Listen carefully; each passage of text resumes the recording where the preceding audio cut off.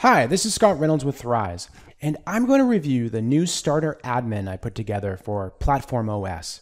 It's publicly available on GitHub and under the MIT license. Now, I'm going to walk you through it as if you are just starting out with PlatformOS. The only thing I'll assume is that you already have a PlatformOS partner portal and have the ability to create an instance. So basically, the ability to create a new PlatformOS site. Now, during this review, I'll be using Visual Studio Code. Although that's not a requirement, feel free to use whatever editor or appropriate software you are familiar with. First, let's go over how to get these files from GitHub to PlatformOS. I'm going to show you two ways. Some folks are nervous about using the terminal, so I'll show you how to download a zip.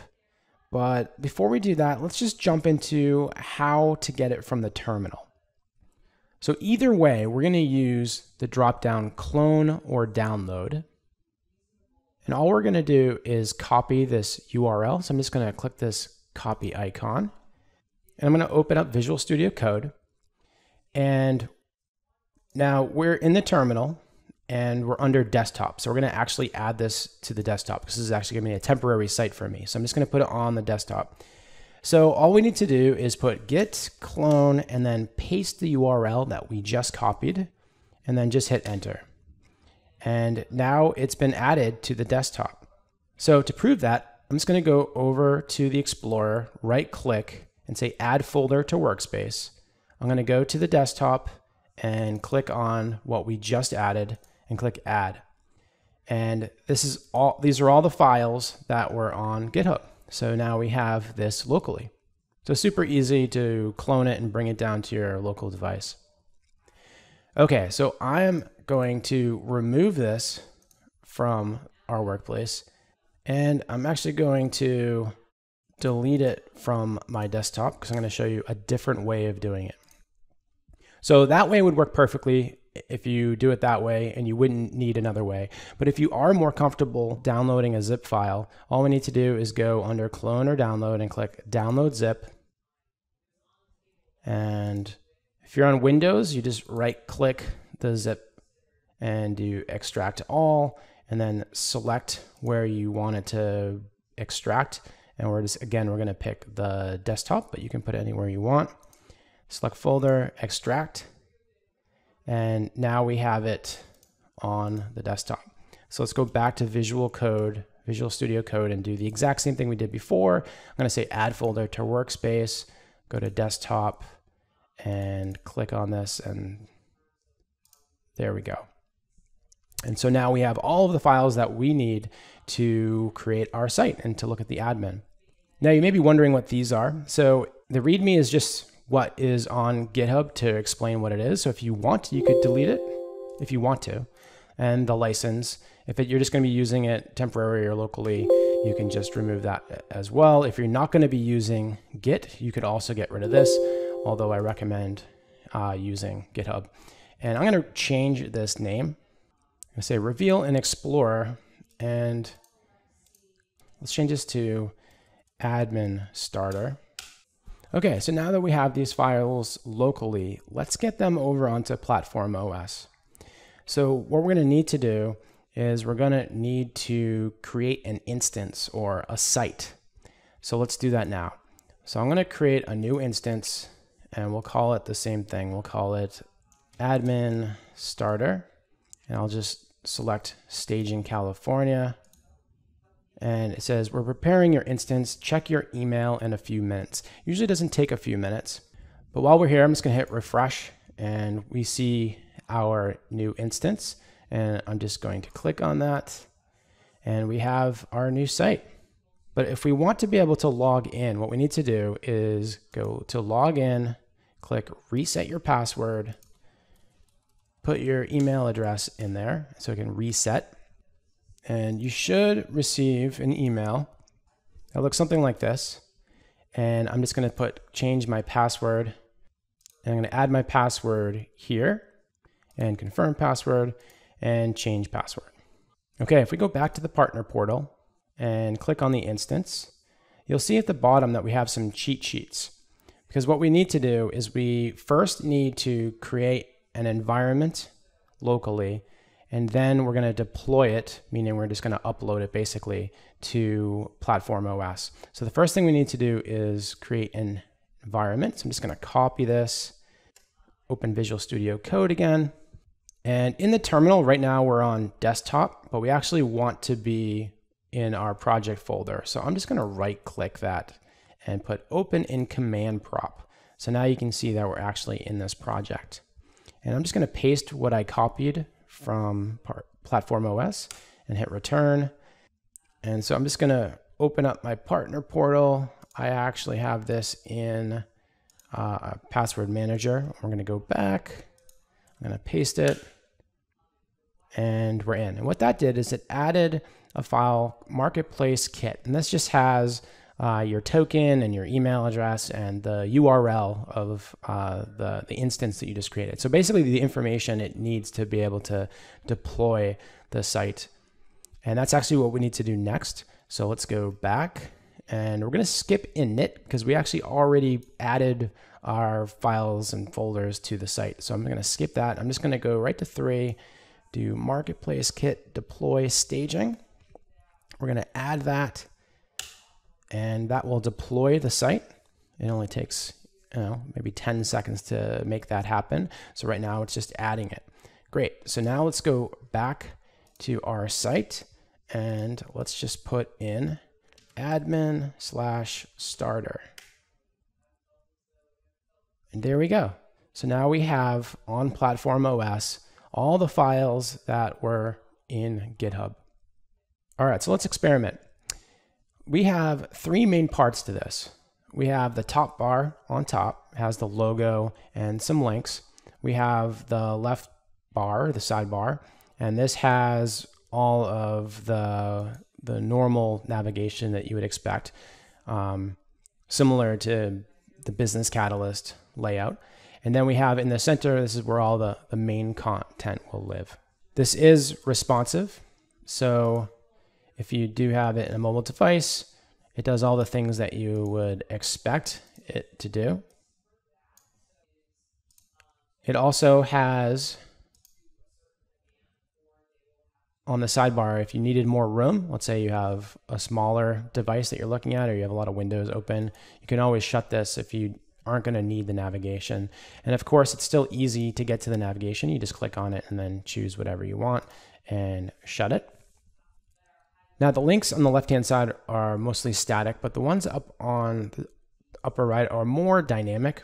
So you'll notice that this has my email address and that's dynamically generated. And the help and support isn't a normal link. It actually opens up an off canvas. And this is all Foundation. So if you're familiar with Foundation, you'll feel at home here. And so this is the basic idea of the admin. But let's say you want to make some changes to this.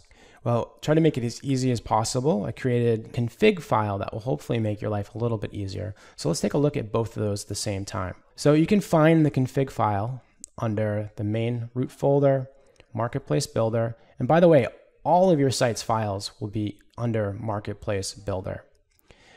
Our config file is under Views, Partials, Admin, Starter, Settings, Config.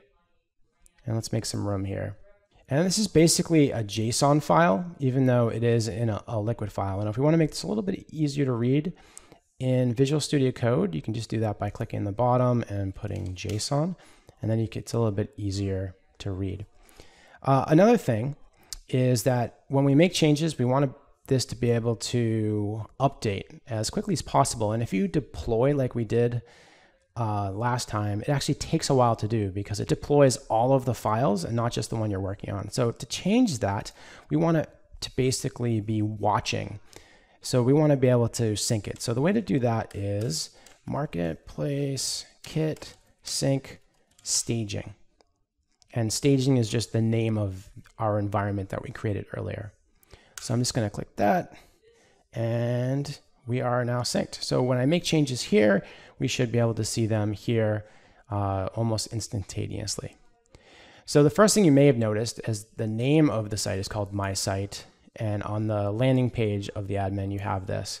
So if we wanted to change this to My Admin Test could do that. I'm just going to hit save. You'll notice at the bottom that it's showing that it did sync.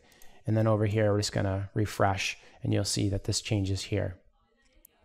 The landing URL, landing name, if you don't like this as the landing page, you can change that, but we're not going to worry about that right now. Under branding, we're talking about this over here. So the image that you can use, it's actually the same size. That was on purpose. They made this the same size as a Business Catalyst admin. That way, if you wanted to reuse your partner image that you used over in Business Catalyst, you could use that here. You can see that I'm actually taking it from the World Secure Systems. I wouldn't recommend that because eventually that will go away. So you're going to want to upload your own image and add it there. But if you wanted to change that, you could change that right here. Okay, next we have the top bar. We have the first title. You'll notice that this is my email address. And the reason why the system knows to do that is because the title is empty. That's this link right here. So this is the first link. Now, if this was, if this had a title, and then I refresh this, you'll notice that now it changes to account. Just to make a little bit more room, I'm going to remove the terminal here. But if you didn't have a title, just like that, or it was an empty string, if you do this, it knows to use the email address of whoever is using it, but that's an option. And so the next one we have help and support. Let's just say you wanted to change that to, let's just say just help. You could do that. And so now it's help. And you'll notice that instead of a link, it says toggle right. And that just tells the system that you want to use the off canvas. Now it says right, but let's say I wanted to use it in the top. Now when I do this, it comes from the top or the bottom. And now it's coming from the bottom. So it's pretty flexible that way. I actually like this being on the right. And now you can see it on the right. And there's different ways you can show this content. So I'll show that later once we get through the menu. So let's go down. And if you wanted to add another link, you could do that. You just basically copy this, paste it, and title, test. And now refresh, and now you have another link to wherever you want it to go. In the sidebar, it's pretty much the same options. So you'll notice that dashboard has this icon here, and that's all this right here. So let's just say dashboard test, and let's look at this again, and you can see that it changed. And if you wanted to change this alt to, let's say, the cog, you could easily do that. So very easy to change. If you wanted any items underneath it, if you want any sub items, you can do that just by making an array with items. And this works the exact same way. You can add the title and you can add the link. And it's as simple as just, if you're familiar with JSON, it's just standard JSON. So you can just make any changes that you want. So that's how the config works. Now you'll see on the dashboard, it says edit this content in views, partials, admin, starter, dashboard, index. So let's just go through that for a second. So if I go under partials, admin, starter, and you'll notice that there's one that says dashboard. So if I click onto that and it goes to index, you can see that we have this content right here. So if we made changes to this, this is my dashboard, and then I refresh here, you can see this is my dashboard. And the way this works is if you go to a page, so let's just go to, let's say, cases, you see that it says cases here, it says cases here, and then there's liquid error. Now, if the way this works is, if you go up into the URL, you'll notice that the last part of the slug is cases. And that's actually what's determining this here. So this page, if you will, doesn't actually exist. And that's why we're getting this liquid error, can't find liquid view with path. and then it shows this. And this actually is a good hint because now you can just go there, right? So admin starter cases, and there's not a cases here. So if I wanted to add one, let's just call it cases.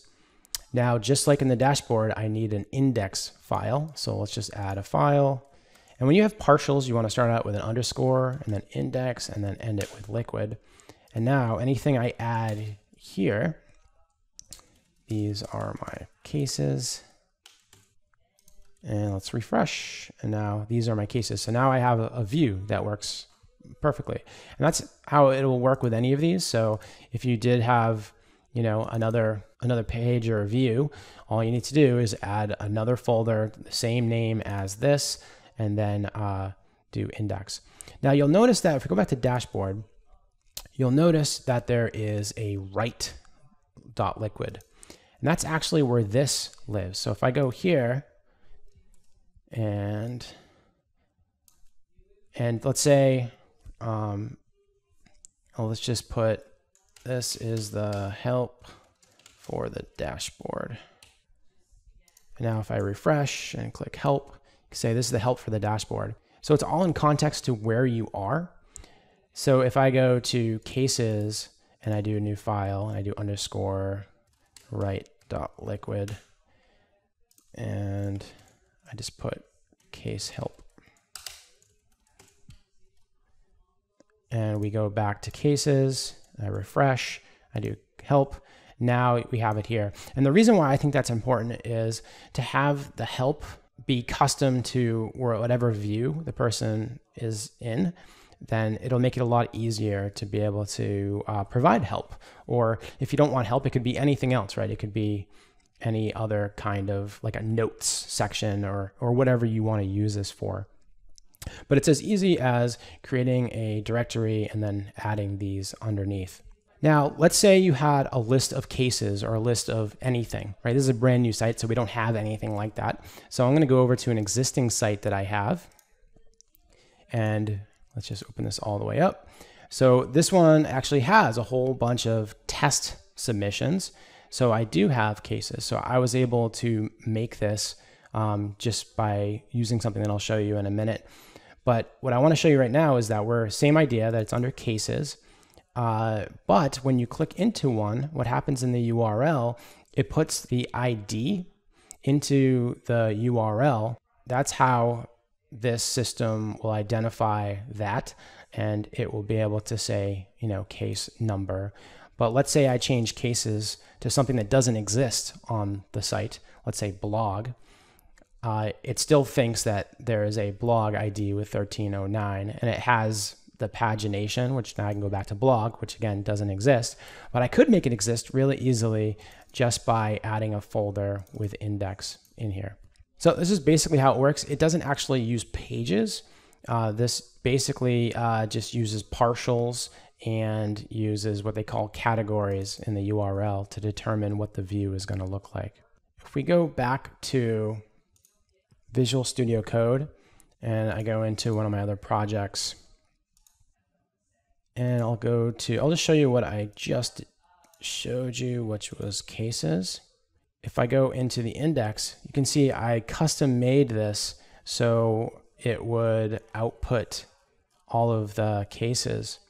But I also have another one called customizations, which is a lot cleaner. It'd be a lot easier for somebody to use because really all it takes is this onto the page. I'll actually show you what that looks like. So customizations. So this is a table being generated by these two lines of code. Basically what it does is it asks how many columns and where is the data coming from. And it's coming from a GraphQL query. I'm not going to get into it in this situation, but basically what this is doing is it's just getting data from the system and then using an include to output it into a table, and it just basically works. So really easy to use. So hopefully that will make it easier. There'll be more information to come, and of course this project will hopefully develop, especially if other partners decide to help with it. So hopefully this project allows you to either learn if you're just starting out, or maybe a jump start if you're building your own admin, or maybe even just inspiration, knowing that this stuff can be done, and then you'll just start from scratch and do your own thing. But either way, it's all good, and it's there for you if you want to include this in your project.